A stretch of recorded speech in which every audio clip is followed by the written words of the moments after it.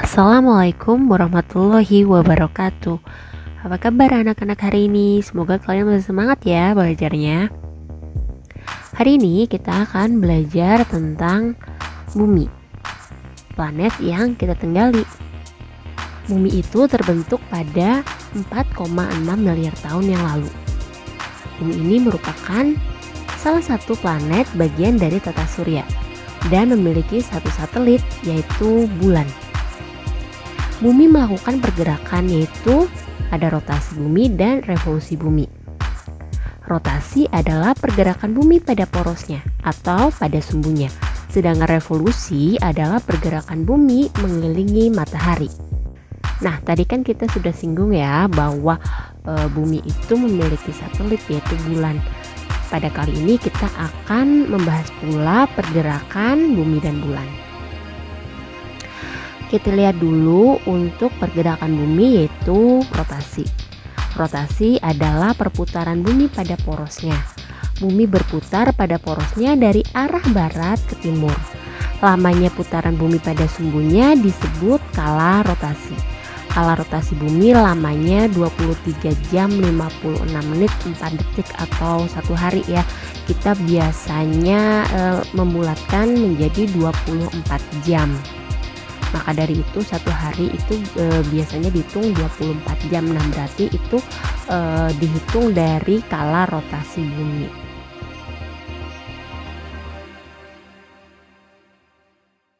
Rotasi bumi ini tidak terasa karena memiliki gaya gravitasi. Jadi kita tidak merasa bahwa bumi itu sedang berputar karena bumi itu memiliki gaya gravitasi. Kemudian rotasi bumi itu menyebabkan beberapa hal. Yang pertama yaitu terjadinya pergantian siang dan malam. Kemudian kedua, perbedaan waktu di berbagai tempat di permukaan bumi. Yang ketiga, ada gerak semu harian matahari. Gerak semu harian matahari itu kita bisa melihat matahari bergerak gitu. Ya, tetapi aslinya bukan matahari yang bergerak, tetapi buminya yang bergerak. Kemudian yang keempat, perbedaan percepatan gravitasi di permukaan bumi. Selanjutnya, akibat rotasi bumi yaitu pembelokan arah arus laut. Kemudian ada perubahan arah angin. Dan ada efek jet lag saat naik pesawat. Kemudian yang terakhir, bentuk planet bumi menjadi bulat tepat di kedua kutubnya. Seperti yang kita tahu, bumi memiliki dua kutub ya, yaitu kutub utara dan kutub selatan. Nah, ini adalah contoh perbedaan zona waktu ya. Ini khususnya di Indonesia. Ada tiga pembagian zona waktu, yaitu WIB untuk waktu Indonesia bagian barat. Itu meliputi ada Pulau Sumatera, Jawa, dan sebagian Pulau Kalimantan. Sedangkan yang kedua ada WITA atau waktu Indonesia Tengah, ini yang warna hijau. Ya, WITA itu daerahnya meliputi Pulau Bali, kemudian Nusa Tenggara, Sulawesi, dan juga sebagian Kalimantan di bagian timur. Kemudian yang terakhir pembagian waktunya ada WIT atau waktu Indonesia Timur. Waktu Indonesia Timur itu meliputi Kepulauan Maluku dan juga Papua. Nah, ini masing-masing zona waktu itu selisihnya 1 jam. Ya, contohnya misal di Jakarta kan di Pulau Jawa ya. Jakarta itu misal jam 9, kemudian di Pulau Bali jam berapa? Selisih 1 jam, berarti jam 10. Kemudian di Manokwari atau di Papua itu jam berapa? Selisih 1 jam juga. Dari WITA ya, maksudnya selisih 1 jam itu dari zona waktu sebelahnya. Jadi jam 11, seperti itu. Itu contoh perbedaan zona waktu khususnya di Indonesia. Ada WIB atau waktu Indonesia Barat, ada WITA waktu Indonesia Tengah, dan ada WIT atau waktu Indonesia Timur. Kemudian pergerakan yang kedua dari bumi yaitu revolusi. Ya, kalau rotasi kan dia berputar pada sumbunya, berputar sendiri. Nah, kalau revolusi itu gerakan bumi mengelilingi matahari. Kala revolusinya berapa sih? Bumi membutuhkan waktu 365 seperempat hari atau 1 tahun. ya. Arah revolusi bumi berlawanan dengan arah jarum jam. Bentuk orbit bumi mengelilingi matahari adalah oval. Nah, seperti ini nih gambarnya, ya. Seperti halnya rotasi, revolusi juga berakibat. Ada beberapa hal ya, yang satu perbedaan siang dan malam. Kemudian perubahan letak rasi bintang. Yang ketiga, gerak semu tahunan matahari. Gerak semu tahunan matahari ini yang mempengaruhi perbedaan musim di berbagai belahan bumi, ya. Contohnya ini nih, ada musim panas, musim gugur, musim semi, dan musim dingin. Itu akibat dari gerak semu tahunan matahari.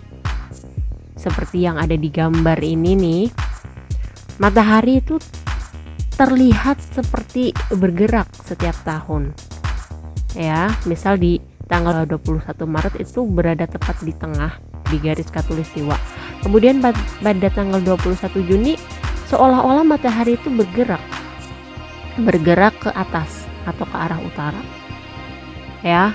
Begitu seterusnya sampai 1 tahun. Nah, inilah yang menyebabkan perbedaan musim. Jadi di belahan bumi utara dan di belahan bumi selatan biasanya itu musimnya berkebalikan. Kalau misalnya di belahan bumi utara sedang musim dingin, biasanya di belahan bumi selatan musim panas, seperti itu. Kemudian selanjutnya yaitu ditetapkannya kalender Masehi. Kemudian yang terakhir ada perubahan musim. Nah, kita lanjut membahas tentang satelit alami bumi, yaitu bulan. Bagaimana sih bulan terbentuk? Nah, ini dia. Jadi pada 4 miliar tahun yang lalu, di mana bumi itu masih baru, ya, bumi terbentuk belum sepenuhnya padat gitu ya. Jadi masih sangat baru. Materialnya, materi penyusun bumi juga masih belum memadat. Nah, ini ada benda angkasa juga, ada benda angkasa yang mendekati bumi. Kemudian terjadilah tumbukan.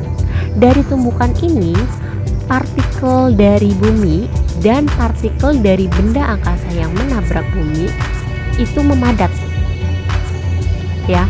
Akibat dari benturan ini, partikel-partikelnya memadat, jadilah bulan, ya. Itu mengapa bulan mengelilingi bumi, karena bulan memiliki materi atau materi penyusun yang sama, yang mirip dengan bumi. Alhasil bulan mengorbit ke bumi seperti itu, ikut terkena gaya gravitasi bumi, seperti itu. Itu teori terbentuknya bulan.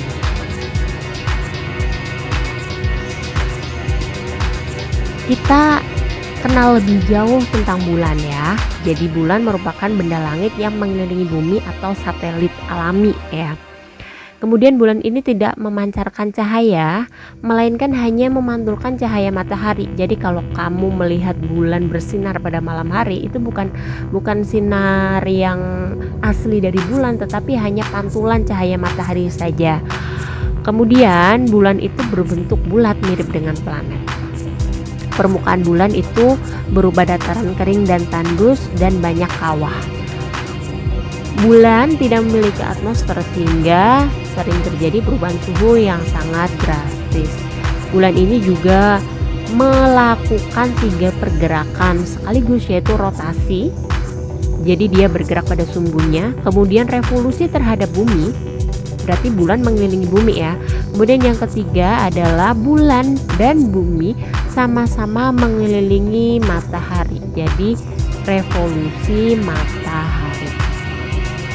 Oke, bisa dimengerti perbedaannya ya.